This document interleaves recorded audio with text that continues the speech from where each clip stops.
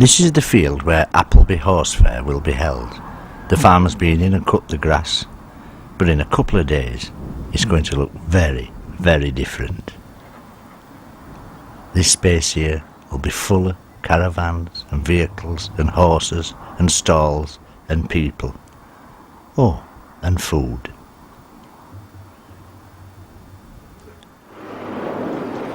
The term gypsies can evoke a range of feelings.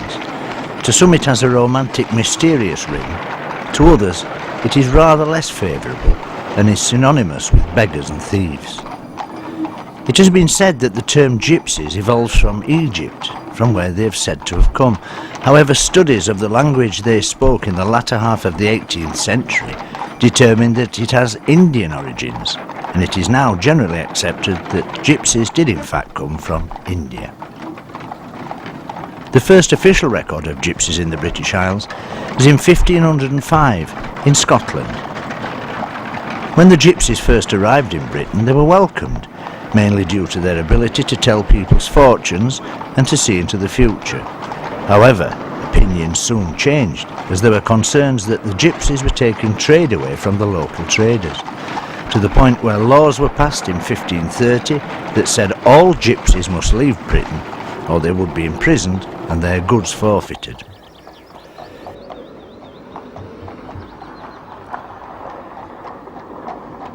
This is Wilf and his family. Wilf has to apply the brakes to slow the wagon down on its downhill journey. The horse pulling this living wagon is 23 years old, but he seems to have got plenty of life left in him. The younger family members enjoy a much slower pace as they use Shanks's pony. It's sometimes hard work keeping up with the wagon on foot, so these lads should know exactly how many miles since their journey began.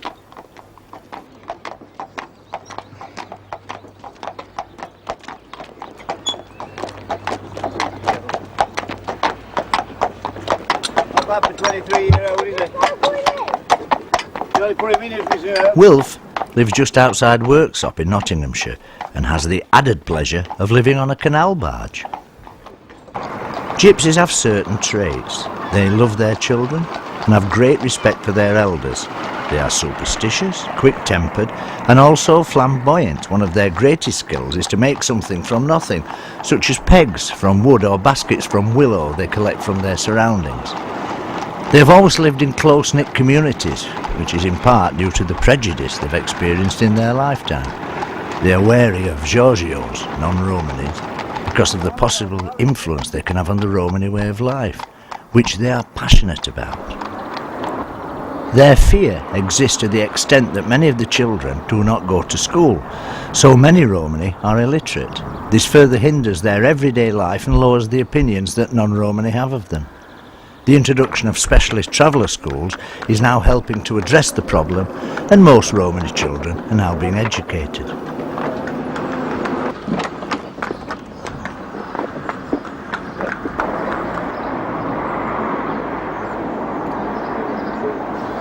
I love these gypsy kids. They look right self-reliant and sometimes tough. And while other kids have got a pocket full of Pokemon cards, I bet these kids have got a pocket full of money for buying and selling, like the mums and dads.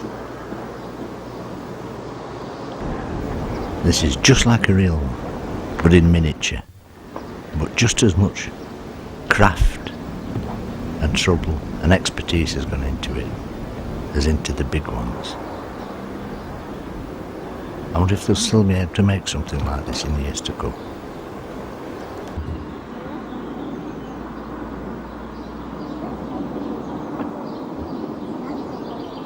Aye, some kids get PlayStations for Christmas. Look what these kids have got. I know what I'd rather have.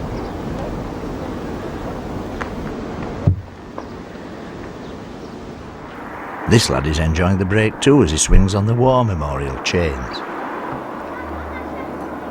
The children are taught from a very tender age about all aspects of driving and care for horses, so that they can carry on the old traditions.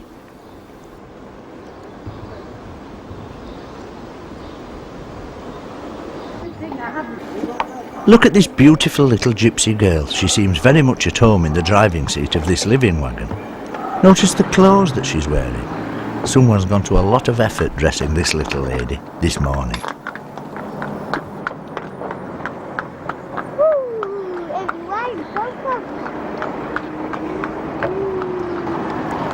The gypsies originally lived in tents, but by the mid-19th century had taken to wagons, or vardos. There are 5 main types of gypsy wagon, but the most common is the old Reading wagon.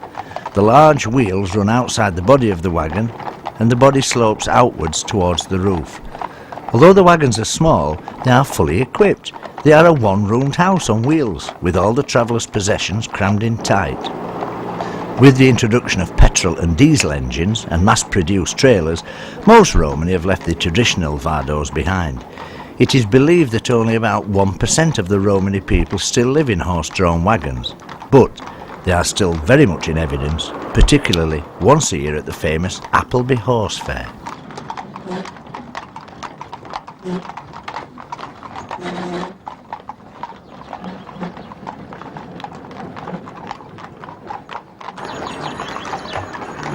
The sleepy little Cumbrian town that goes by the name of Appleby-in-Westmoreland is where the gypsies head for every year. All around there are green fields, and the most common sound is that of birds singing. Nothing much goes on here. That is until the Appleby Horse Fair takes place in June of each year. Then the town's population of about 2,500 will be swelled to bursting point by the arrival of thousands of travellers, traders, farm workers, gypsies and horses. Tourists who come from all over the world to experience the magnificent sights and sounds of this unique English horse fair further boosts the numbers. Appleby Horse Fair is said to be the largest of its kind in the world and has a long and interesting history. It is said the fair stems from a charter granted by King James II in 1685 for the purchase and sale of all manner of goods, cattle, horses, mares, geldings.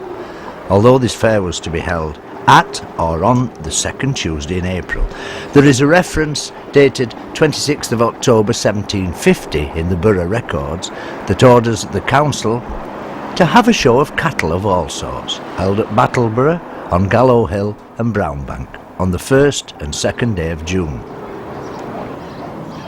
The gypsies travel from far and wide to Appleby Horse Fair. It is the largest gathering of gypsies in this country.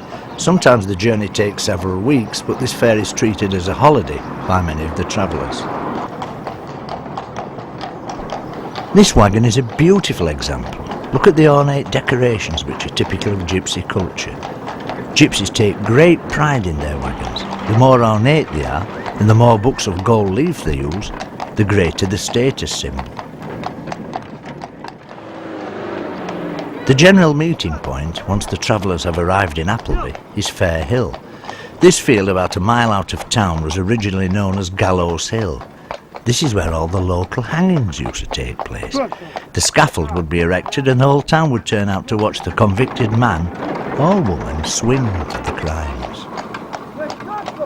The original horse fair was held in the town centre but moved to its present site in 1750 due to an increase in the size of the fair and the risk of diseases such as distemper, which were rife at the time.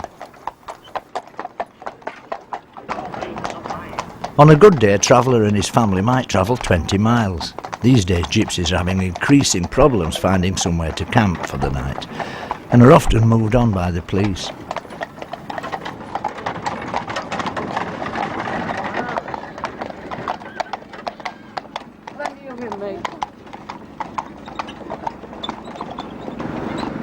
The people we have seen on the roads are now at the end of their journey, and it's now time to enjoy their week's holiday. The motorised wagons have to pay to camp, but the horse-drawn ones do not. Anything up to 900 wagons can be camped on the Fair Hill, depending on the weather and conditions of the site. These days, many of the travellers like to camp in the surrounding area before the fair opens, so they can get a good pitch for Appleby Week.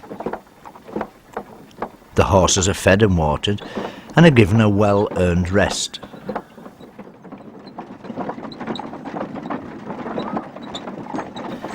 Many of the gypsies say that the journey to Appleby is better than the actual fair. On the road, They get to meet many old friends. They will often pull over for a chat and maybe enjoy a pot of tea. It's nice to have a rest, let the horses graze a while, and then carry on across the hills and lanes as they continue on their journey.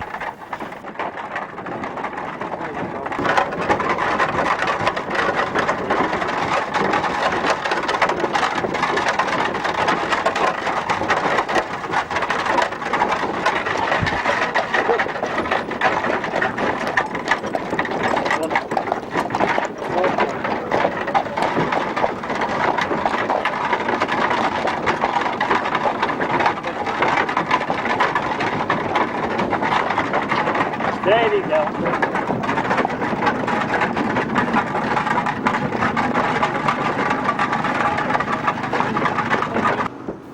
The reason gypsies have coloured horses is because in years gone by the army wouldn't buy coloured horses to go to war with.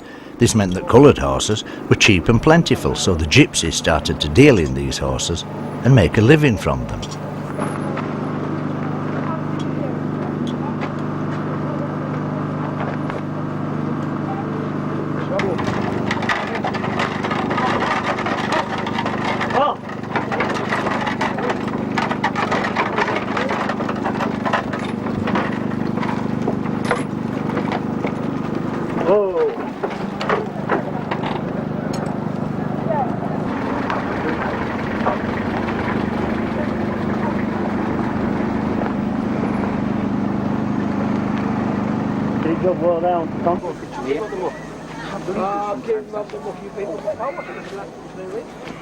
You'll find all types of horses here. The most common are the black and white cobs, Shetlands, fell ponies, and even some thoroughbreds. Here we see some young children giving this horse a good wash. This horse has travelled a great distance and will be thankful of the rest. He will enjoy the cool water, getting rid of all the sweat and salt off his mane.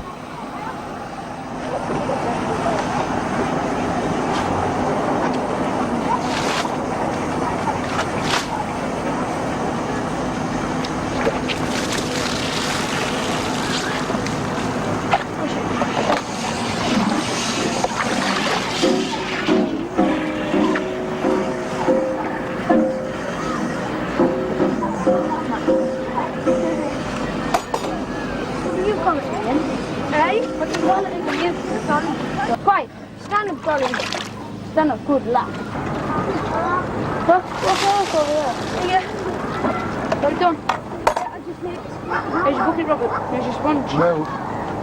Make sure not get the job. Out there? What's wrong with it? What's wrong with that? What's your wrong, Robert?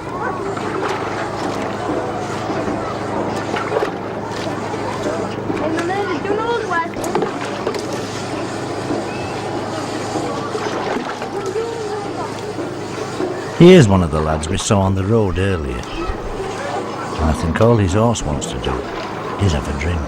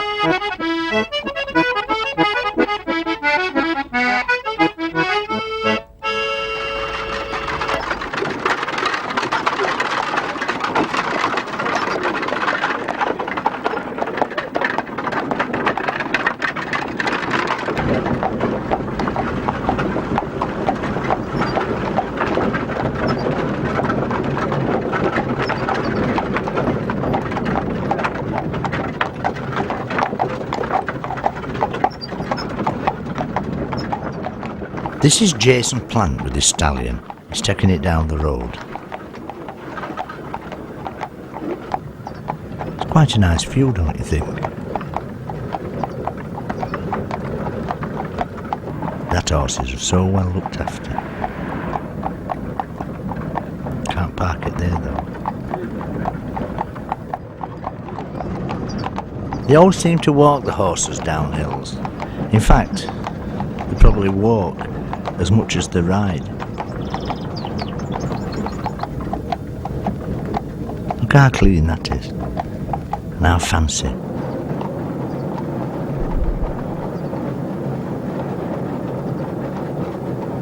They can shift a bit when they want.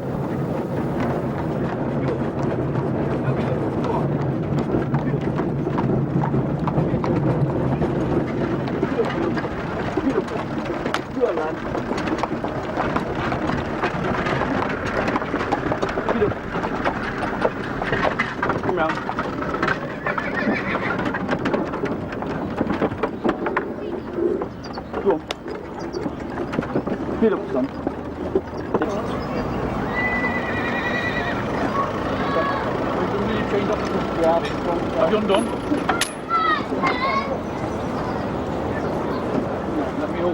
Here he is taking all the tack off and putting his living wagon into position. Yeah. Straight round, take that back position. Better drop in, isn't it? Yeah. Over to my side of it. Your side of it. Straight back.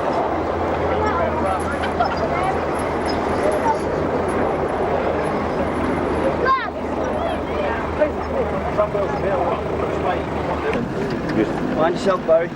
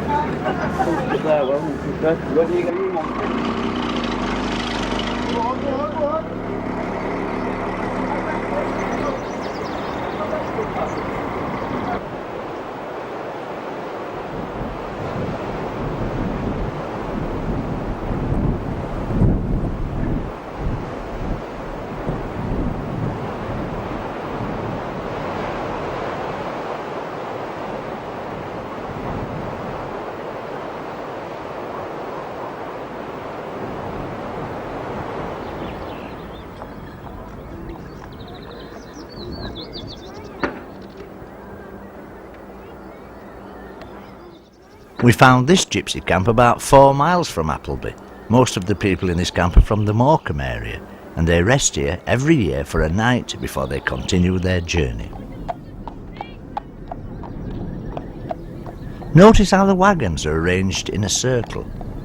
The circle is a special symbol to the Romany, dating back to their Indian origins, and in fact the international symbol of the Romany is a 16-spoked chakra or wheel.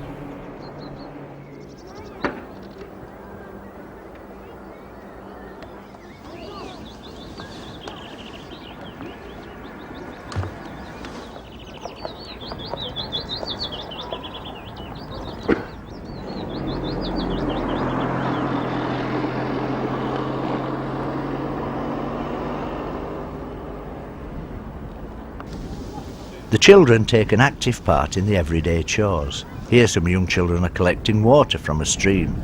After they've completed their chores, they're allowed to take time out and play. That bucket looks really heavy. but he's a stiff-built kid, and he's got to do it because that's his job.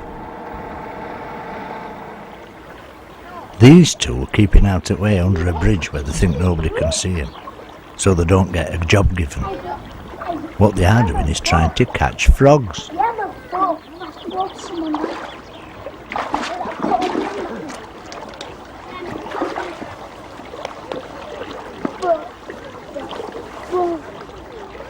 Somebody's coming down the road.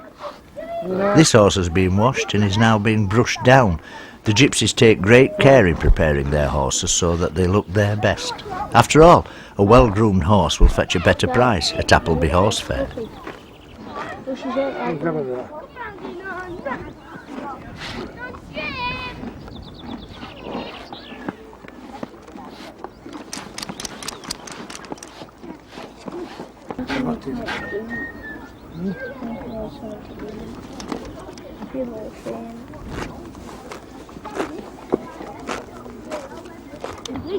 Here a young boy takes a dog for a walk.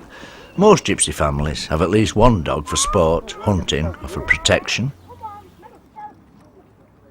We've got any grooming bushes in that lot? No, no.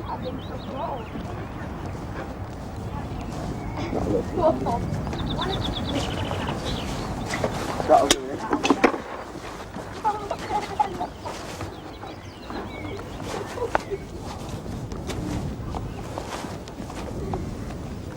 Gypsies are well known for their dog breeding skills. Their pups are often in great demand. The dogs are not generally allowed inside the wagons. Gypsy culture deems them impure as they lick unclean parts of their body. Once they've licked these body parts, it is believed they could then contaminate the wagon. That's why you will see dogs outside or at the rear of the wagon or caravan, but never inside. Yeah, I'll get off you in a bit. This hasn't changed, I would imagine, in years and years and years, where they're all parked up together, near a river, so there's water.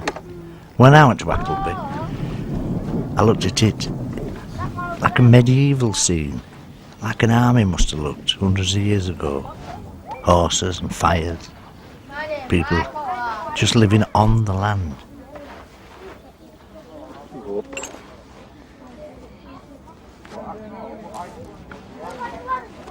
Over the years, the rules have become tighter for the travellers. By rule of thumb, the travellers are allowed to stop for an average of 12 hours on the lanes around Appleby before the police move them on.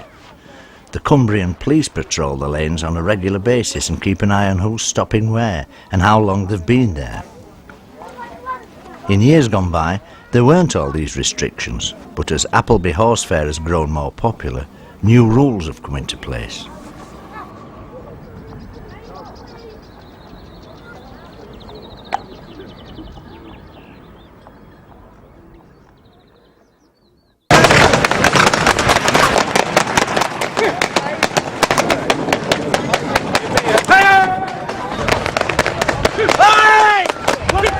The main road from Appleby to Brampton is closed off for the duration of the fair, and the horse sellers are allowed to trot and race their horses up and down the road to show off their wares to potential buyers. This area is known as the Flash. Care is needed when you are near this road. You are taking your life in your hands when you walk down this road during the Flash. Many people have finished up in the cemetery as a result of a careless wandering. Horses don't have brakes, and in a race situation, crashes do happen. The horse racing is one of the main attractions for the general public. Where else could you see a spectacle like this? The gypsies breed a type of horse known as road racers, especially for these conditions. They are mainly bred in Ireland, where they fetch good money. Here, harness racing is taking place. The horses pull what is known as a sulky, which is a lightweight single-seater carriage designed for speed along the road or in an arranged course.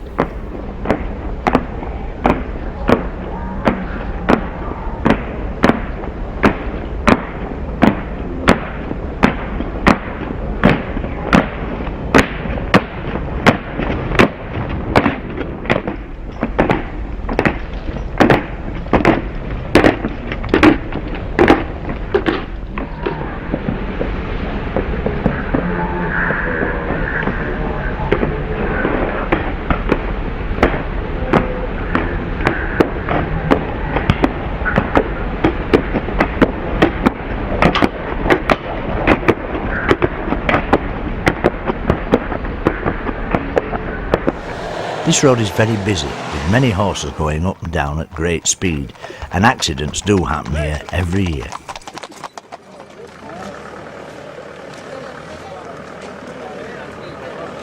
The paramedics are dealing with a man who has a suspected broken leg and arm. He's not a traveller, he's just a member of the public who didn't have his wits about him. The horse sellers are dotted all around. All types of horses are on sale. Here we see a seller at work. These horse dealers take great delight in bartering, so the first price is usually only the starting price. It's recommended that you know a thing or two about horses before you start bidding. There have been some legendary strokes pulled on unwitting punters at Appleby, and remember, exaggeration comes as second nature to a gypsy. Some young visitors are taking time out to watch the sights. As you can see, the ground is rather muddy, so a good pair of wellies is advisable.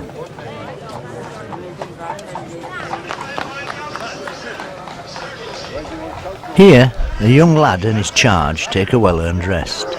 In the middle of all the hustle and bustle, you can come across scenes that make you stop and appreciate Mother Nature, such as this mare and a young foal. What a grand sight they are.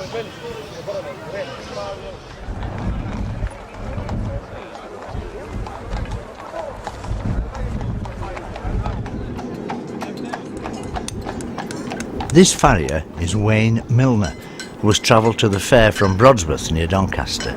He's the only farrier at work on Appleby this year. Usually there are 4 farriers working here, but for some reason 3 of them have decided not to come.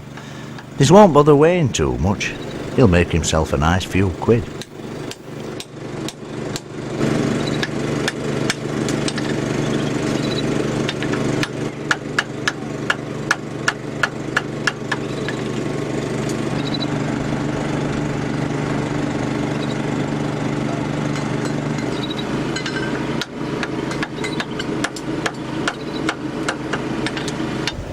This is always a place where you'll always find a crowd.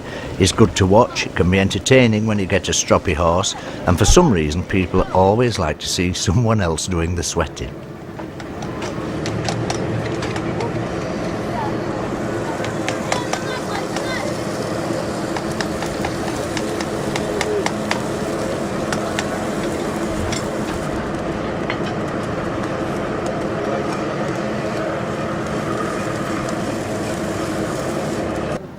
To be a farrier these days is not like it used to be. In years gone by, every village in England had a blacksmith shop. They would make a range of things such as gates, cartwheels, fences and the like. And they would also shoe horses.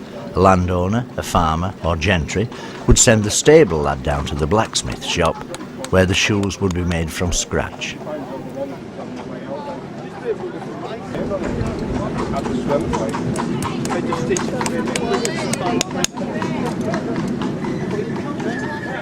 Many of the old skills were passed down from father to son for generations. These days it's all very different.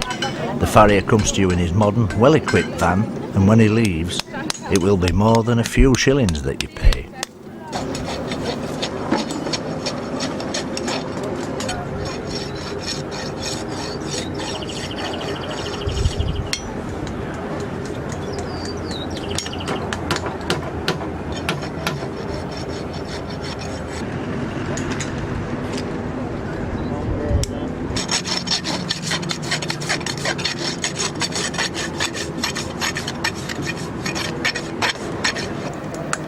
Wayne has had to call in an apprentice farrier to give him a hand. This is Tom Pears, who's had to rush to Appleby from Penistone near Barnsley as the work mounts up. Tom is in the last year of an apprenticeship that lasts 4 years.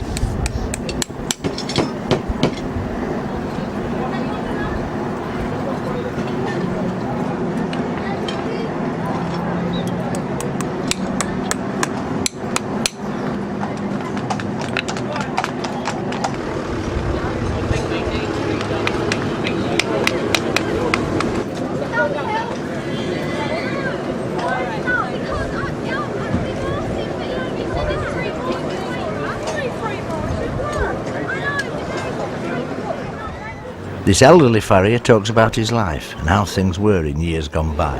Mr. Lorry, you're saying you're the oldest farrier in Scotland? Yes, in Scotland, and I could be the oldest in Britain.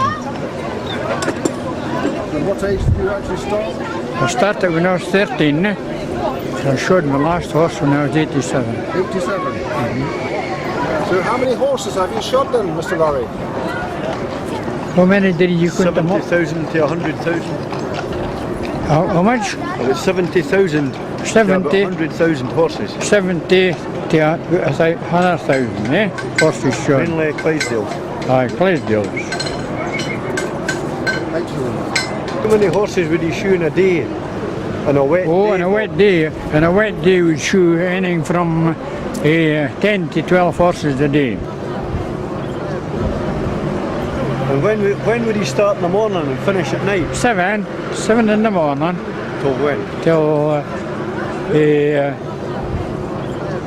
well, wait a minute, 5:30, about 6 o'clock. And what would be the cost of shoeing a Clydesdale horse in them days, Bob? Oh, the Clydesdale was 8 shilling, and a driving pony was 6. A bit more expensive, no? 12 and 6. 12 and 6 in the Second World War, 12 and 6, and now they're up to what? 40, 45, 40, 45. Right.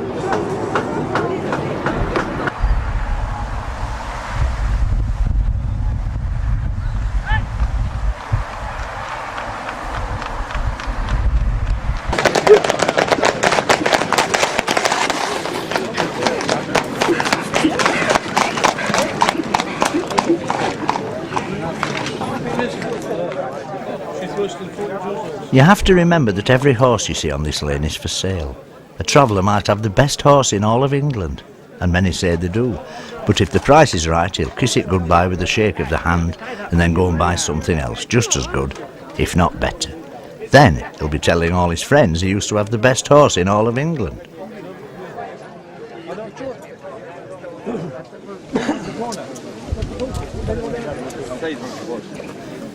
A deal can happen in moments. A buyer will stick up his hand, a deal will be struck, and 2 minutes later he can be seen walking down the lane with his new purchase. There's only one currency at Appleby Horse Fair, and that is cash. No cheques, no banker's drafts, and no credit cards. Only real money changes hands here. The travellers will have it no other way.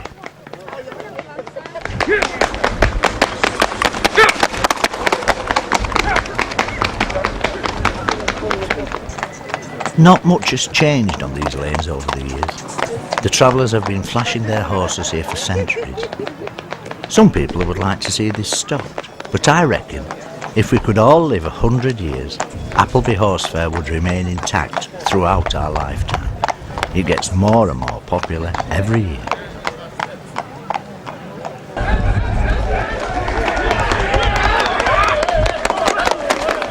You hear accents at Appleby from all over.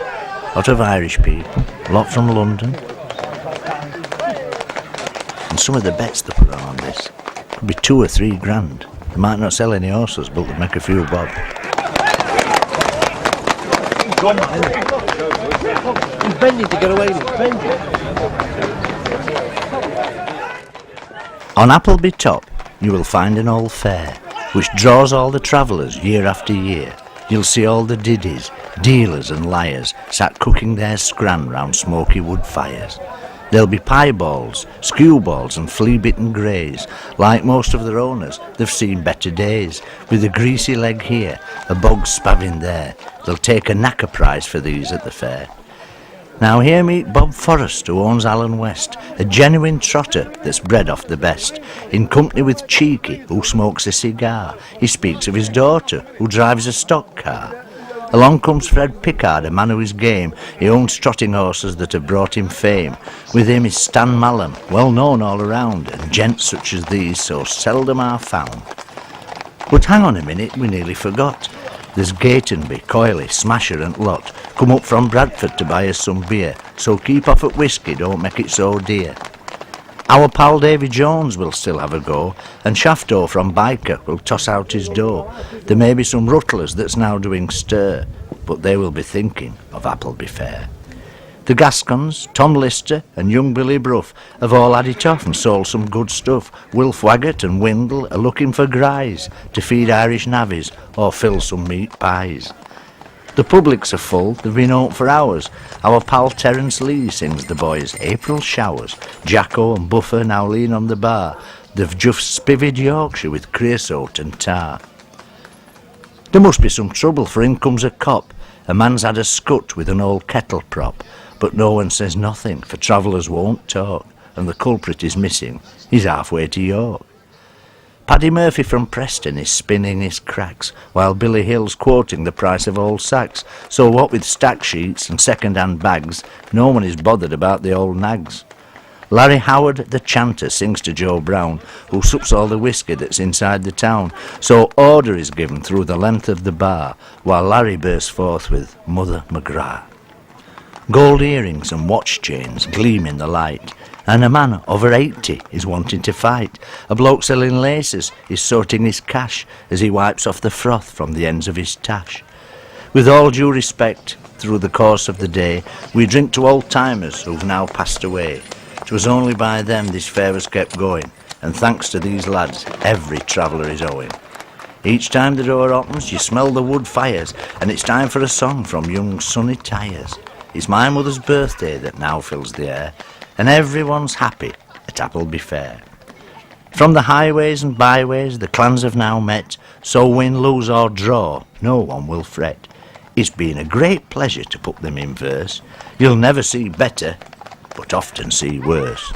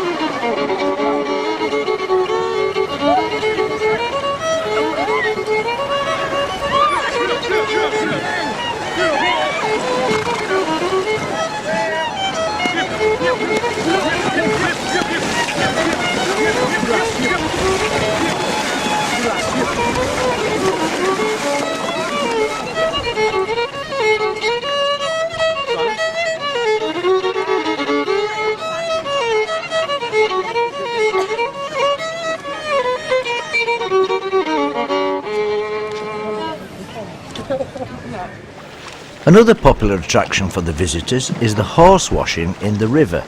The horses are taken down to the river and into deep water to be washed. Hundreds of spectators gather on the banks of the river to watch this yearly event. The riders exhibit their horse riding skills as they ride barebacked. Even young children take part. It's a spectacular sight and one that is not without drama. Watch this temperamental horse. This horse is very reluctant to get wet and his owner is having a right struggle to get him into the water. Eventually, the horse is persuaded to go in the river. Once the horses are washed, they're taken back to the flash, where they will hopefully be sold. It's a lovely sight to see all these people watching and enjoying the travellers and their horses. People come from all over England and far off places around the world to see this sight. You can't get booked into a bed and breakfast within 30 miles of Appleby during Fair Week. Thousands of people come on coach trips, and thousands more come in their cars. They all want to see the gypsies and glimpse a piece of English tradition.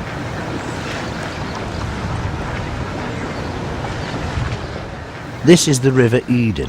It runs through the middle of Cumbria as it makes its journey to the sea.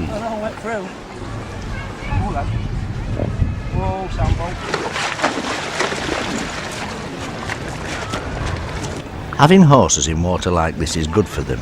Not only do they get cleaned, but also in general it keeps them healthy. It's particularly good for the feet as it washes out all the stone and grit that has gathered there.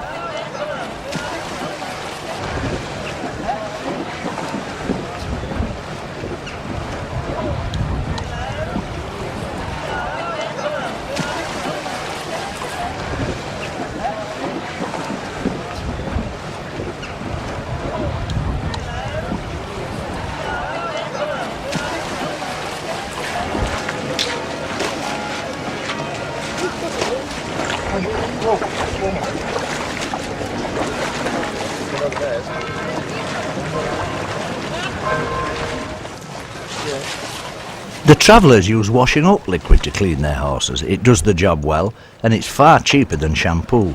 All the shops in Appleby stock up with washing up liquid the week before the fair. The local spa has been known to run out though.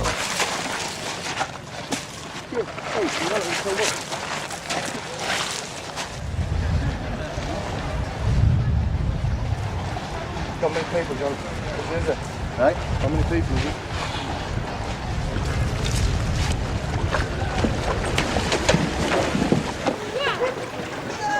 This river has seen its share of accidents over the years, and some people have died in the deep part of the river during Appleby Horse Fair week. The safest thing to do is to buy an ice cream and watch from the riverbank, rather than try and get that close-up photograph that could cost you your life. You will see a lot of youngsters here, but many of them are experienced horsemen. Most of these kids will have been on horseback since they were toddlers, and they are taught to ride bareback while they're still in nappies. This all looks very nice and picturesque from the riverbank, but the water is absolutely freezing. You don't see many of the older horsemen in the river. They'll usually slip a youngster a few quid to take their horses in the river for them. There is a saying, you can't put an old head on young shoulders, and there are many wise men at Appleby sat in the pub while their horses are being cleaned.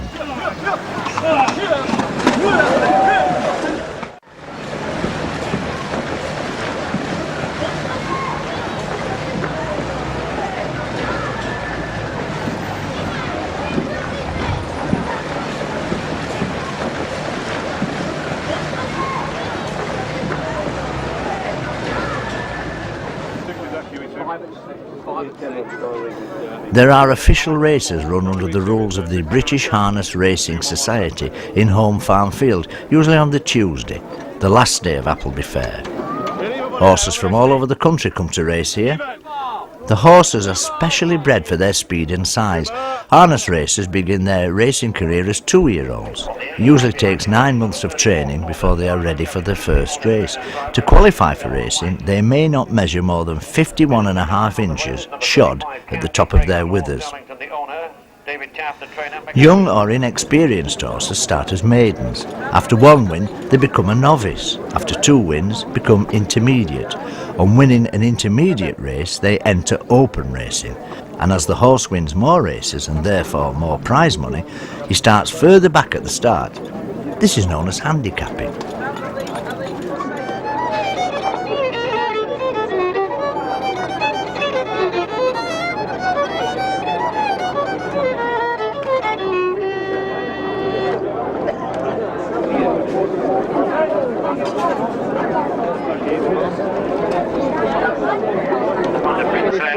be announced by the trimmed and the owners, rides by the trainer drive. Robin, £80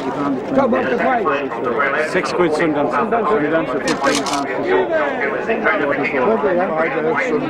Sundance for £12.5 a 5. Ticket 45. On the gates is Uncle Tom, Get Lost, Red Flight, Supreme Choice. On the second line, Ambro Dancer, Tinto Dixie and The Optimist. Trailing 10 on the red is Squire Jim and Colt Mare.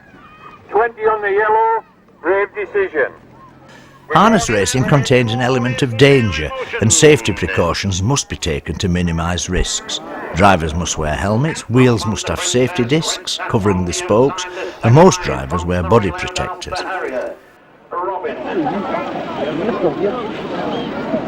The gate picks up speed. And here they come, they're off and pacing. And as the gate draws away, and they now leveling upon the... Hundreds of spectators sit on the natural grass grandstand and watch the heats and the final that take place on the half-mile-long track. The horses can reach speeds of 25 miles an hour, so there is plenty of action. Some Dancer is led all the way, brings them down the stretch drive. Some Dancer the leader, from Country Queen on the inside. Nowhere to go now for Arthur Harrier. Golden Hall, he is fourth. Back on the rail 5. It's Some Dancer still holding. It's Some Dancer, and it's opening up. There's no hole. It's Some Dancer. That's Stonebridge QE2. Possibly Robin and Red Satin. Well, that was a cracker. There are lots of bookmakers, so you can place a bet on a horse that takes your fancy. This winner has made some people richer. Not everyone can be a winner though, so it's better luck next time.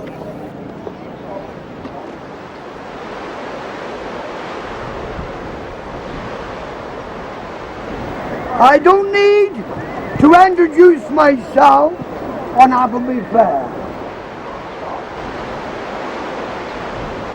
Many of you watched me when you were little babies, that I do know. But you didn't watch me here on the Tower of London or the Battlelands of Glasgow or Newcastle Quayside. I've worked all these places since I left my hometown when I was 13 years of age. And I done every fair in Ireland as the strongest gypsy boy in the world. My name is Johnny Eagle.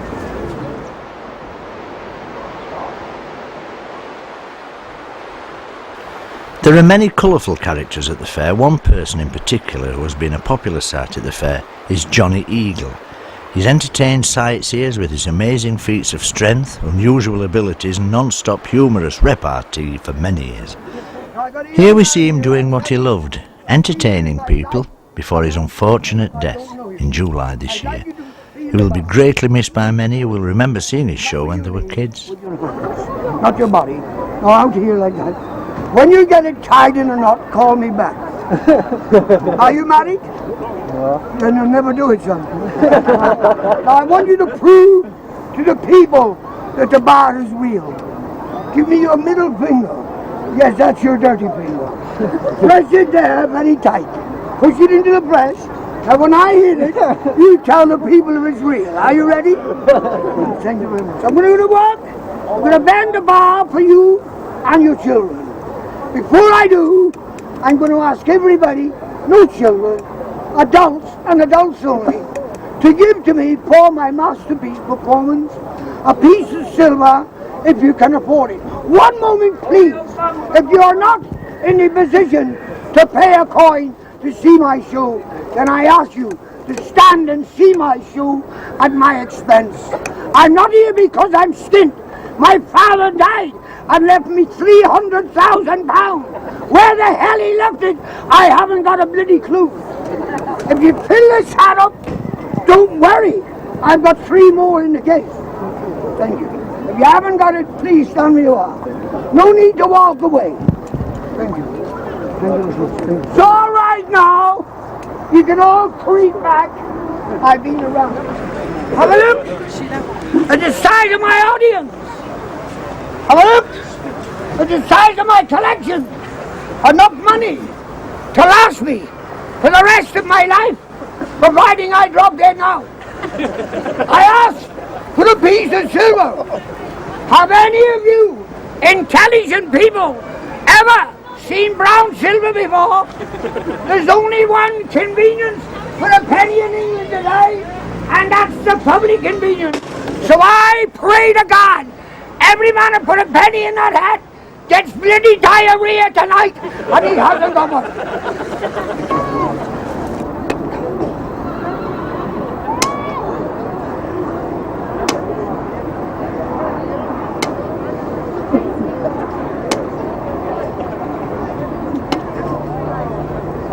Give me the club, lads.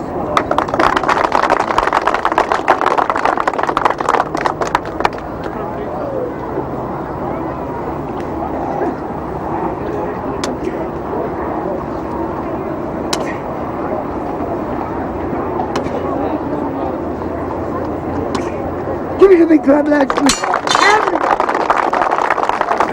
Now, you've seen many men crack a whip.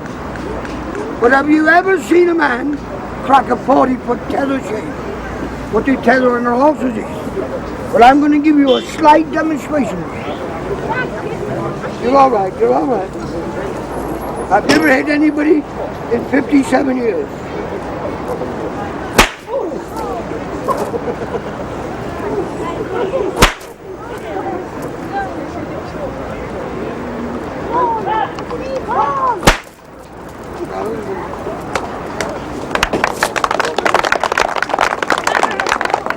What I'm going to do, I'm going to attempt to start at one end, shoot it in my belly, ask one of the boys to put the lug holes here, and bring it back.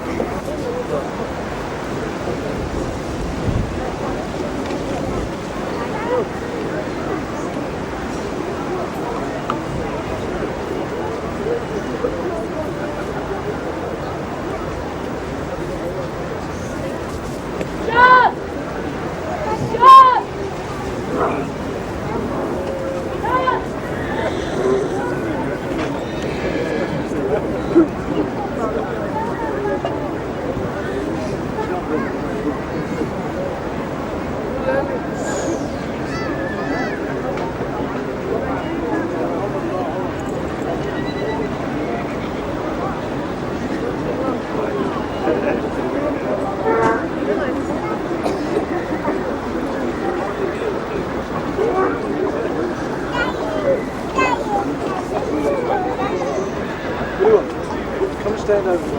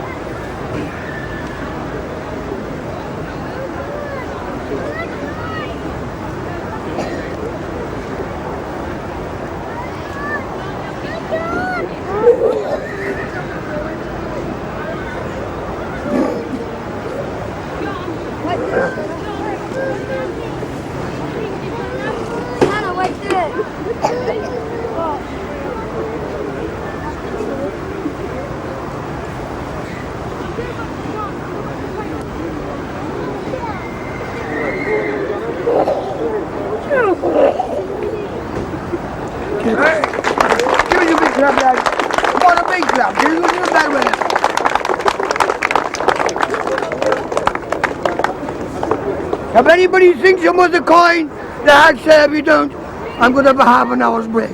Thank you very much.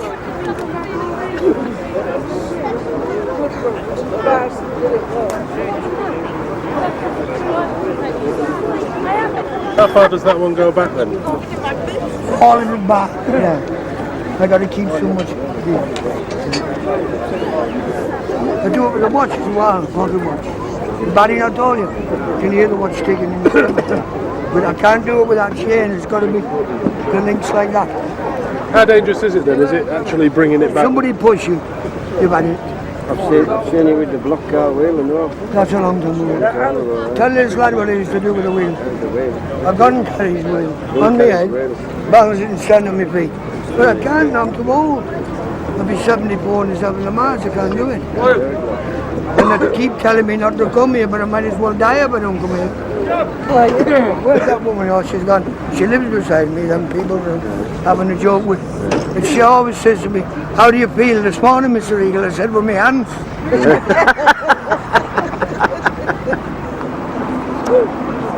You didn't see me crack the chain proper, you know. That's only half of it. If he's been in the Tower of London, he'd say I can do the full length with one hand.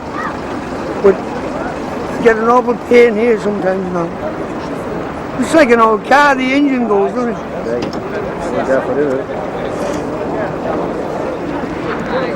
A pal of mine died about a month ago.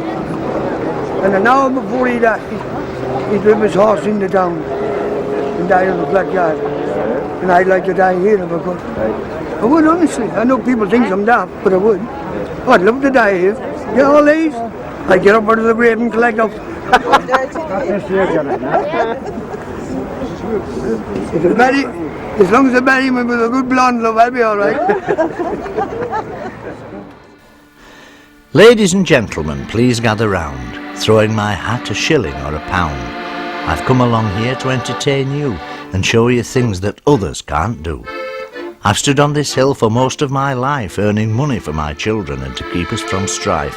I'm a showman, and I'm here to entertain you, so watch me carefully and see what I do.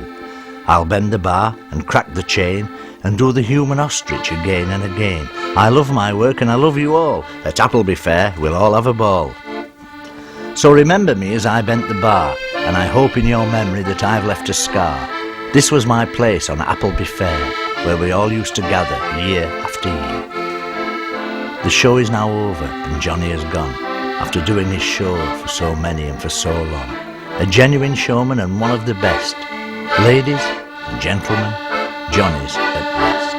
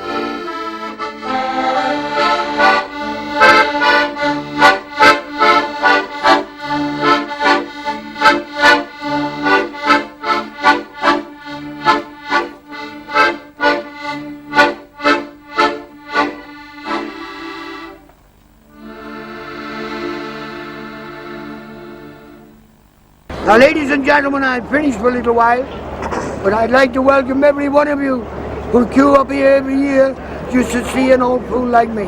I'm very proud of all of you, and here's Johnny Eagle saying, Thank you, good day, and God bless everyone. Thank you.